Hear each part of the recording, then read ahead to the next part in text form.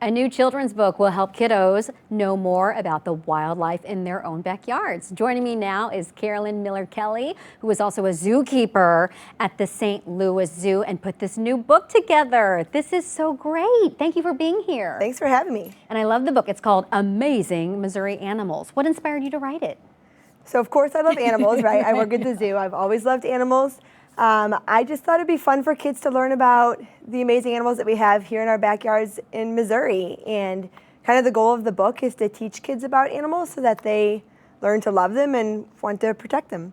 Oh, I love that. And you know what, the funny thing is we were teasing some of the fun facts. You have a lot of fun facts in there that will definitely make kids giggle, because we were laughing. About turtles? Yeah, about the reptile? Yes. The reptile that breathes out of its butt. Yes. A lot of kids love that fun fact. The technical scientific term is cloacal respiration, but it's really fun to say breathing out of their butts. Yeah. So. Okay, so then how many animals did you put in there? Did you have to do a lot of work and research?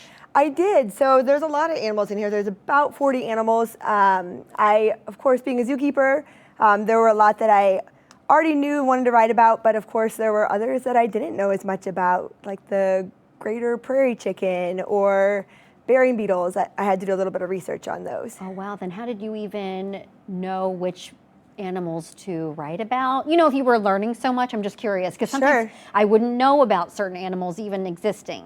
Well, of course, I picked some of my favorites to kind of get started. And then, you know, I definitely wanted to represent all taxa, so the subtitle is mammals, birds, reptiles, and Mo. And so I wanted to get all of those categories in there.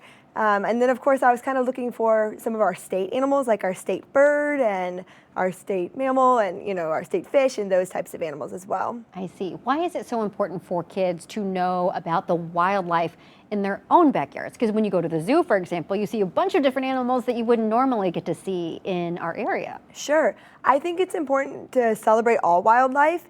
And I think it's important for kids here in Missouri to know what we have right here in our community, because we do have a lot of amazing wildlife, and it's important to learn about what those animals need, because protecting animals is also about protecting their habitats, and that's our community, that's our state. Yeah. Okay, so you've worked at the zoo for how many years? 20 years? Or A little over 20 years. A little over 20 years. That's such an amazing career. What do you love working about animals, especially even after 2 decades? What keeps you doing it? I think the connection that I've been able to make with the animals that I've cared for at the zoo has been an incredible part of my life. But I also love connecting our guests with the animals, because it's just really special to be able to, you know, especially for free here in St. Louis, walk in and be able to see a polar bear, be able to see a giraffe, and kind of make that connection with those species. Do you work with a certain species, or do you go all over? I don't even know what the life of a zookeeper is like. What is the daily life like for you? I worked with a lot of species. So I was a keeper in the children's zoo, where I worked with a lot of different taxa. And most of my career I've worked with carnivores, so, you know, the big toothy animals. And then now I manage our behind the scenes tours program, so I get to work with animals all over the zoo. Oh, wow, that's awesome. Can we do a behind the scenes tour? Not to put you on the spot. Can we do that? You should definitely come and do that. It's really fun. That'd be such a great story. Okay, do you have a favorite Missouri animal? I do. Well, it's hard to pick, but if I had to pick, I would pick the coyote as my favorite. Oh, really? I really like carnivores, like I said. That's kind of my professional background, and I just think they have a really rich, unique social life. They're survivors. They live all over the United States, even in urban areas, even in Forest Park, even in our urban neighborhoods here in St. Louis. So I think that they're just really fascinating animals. I was going to say that is fascinating, because we always talk about coyotes in the news, and it's not very positive. Right. You know, a lot of people want to get kind of eradicate them because of the way they attack dogs or things like that. Right. Well, that's something that I'm really interested in. So definitely, you know, as a carnivore keeper at the zoo and things like that, I'm very interested in the topic of how humans can live safely alongside predators, because we need apex predators in our ecosystems as well. And so in St. Louis, the example of that are coyotes. Yeah. Okay. So one last question. What do you want readers to take away from your book?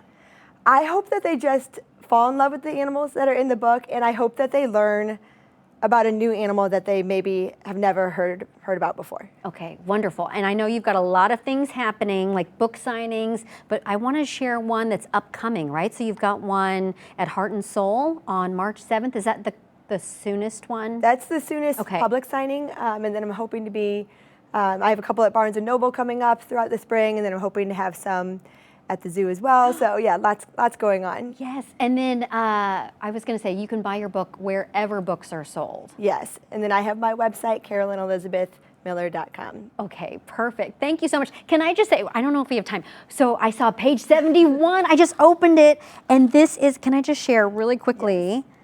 Can you talk about Old Drum the dog? I grew up on the Kansas City side by Old Drum's grave. I'm not even kidding. That is so cool. And this is where we got the saying, right? That a dog is a man's best friend? Yes, so Old Drum the dog, it was an interesting case in Missouri of a dog that was shot, unfortunately, and it went to trial. And I think I say in the book that the lawyer that defended the dog's owner was kind of an Atticus Finch for Fidos or something like that. And he gave a very impassioned speech about how dogs are man's best friend, and he won the case. And there was actually a movie made about Old Drum in the year 2000. So Oh, I don't remember that. yeah, I think it was starring Randy Travis, I want to say. Oh my gosh, Yeah. of course. Yes. That's so funny. I just literally could walk to Old Drum's grave. That's amazing. So crazy. I love that. Oh my gosh. Well, thank you so much, and good luck with the book. Thank you. I think you might see us as a family go to your book signing. Awesome. Yay.